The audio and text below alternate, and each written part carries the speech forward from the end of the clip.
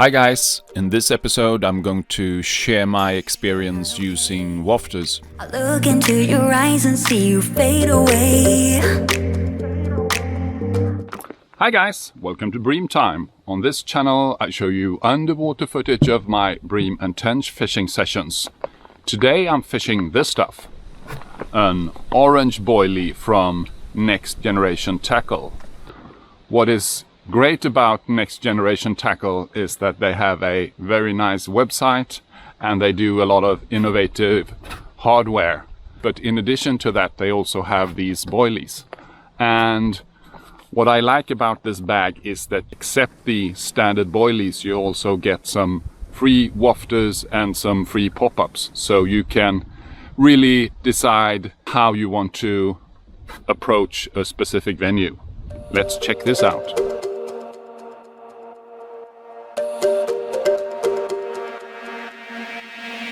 We're not okay. I look into your eyes and see you fade away. So this is my standard setup. Some sweet ground bait, my own homemade particles, a few boilies inside the feeder package, and in this case a wafter on a hair. The idea behind the wafter is that with a light bait it's easier for the fish to pick it up, and they can even pick it up by accident, so you catch more. Here you can see why I add additional boilies into the mix. The ground bait often disappears very quickly. Smaller fish takes it. So I want to know that there's something left that only larger fish can take. In this case, it only took a few minutes for the ground bait to disappear. Here you can see the boilie at the bottom, and it lifts slightly. And the hook prevents it from lifting it even more. And you can also note that the bait is very light and smaller fish moves it around on the bottom.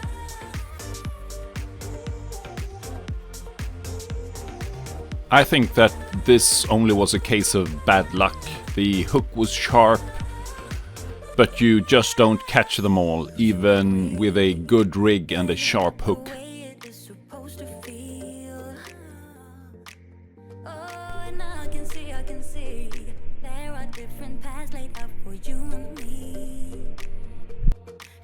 A very common pattern is that the fish leaves the hook bait for last.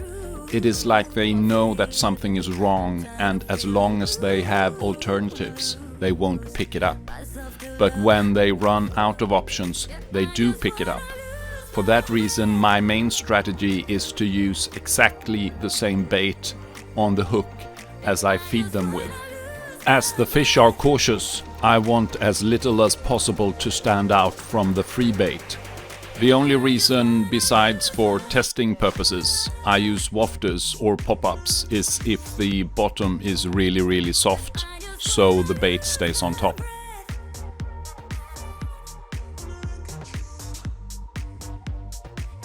Personally, I have not seen the intended benefits with them.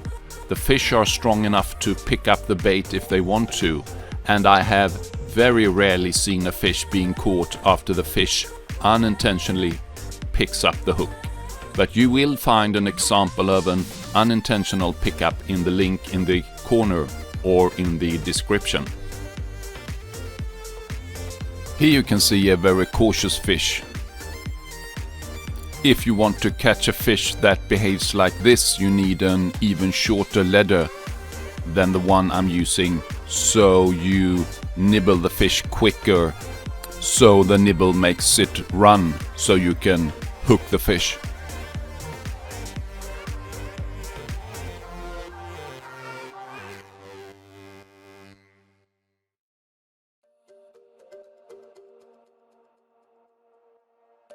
Here something interesting happened.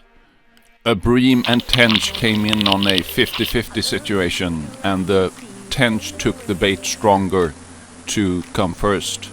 I mean, who wants to lose to a fellow bream? And I finally caught the fish.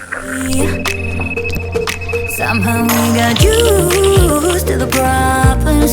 Baby, we got used to falling. I'm tired of feeling blue when I lose myself to love.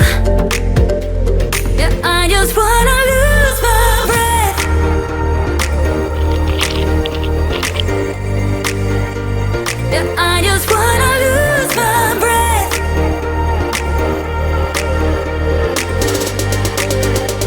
Yeah, I just wanna lose my breath.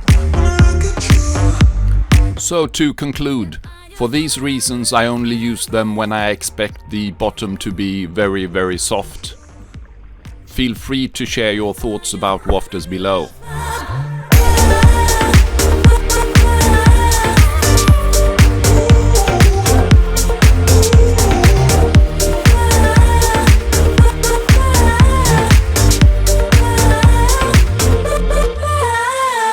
Do you agree? This is not the way it is supposed to feel.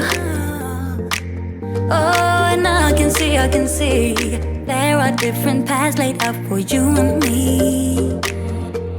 'Cause baby, I'm a true believer. See you in the next video. I'm tired of feeling blue when I lose myself to love.